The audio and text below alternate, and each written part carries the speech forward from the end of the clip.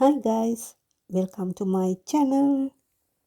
Today I am going to unbox this half mask respirator kit. We'll see what's inside here.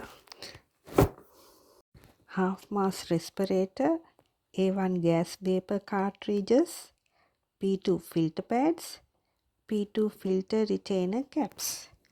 Yes, this is good for my painting projects. I'm going to assemble this now.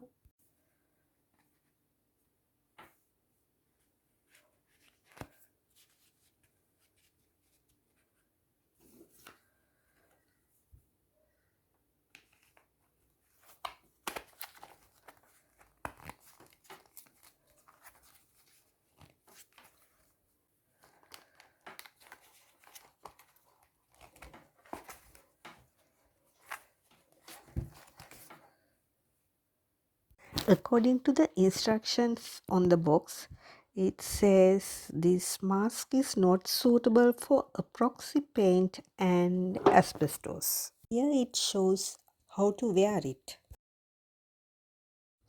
I'm going to use this for my next painting project. Thanks for watching my video. Please subscribe to my channel and remember to press the bell icon.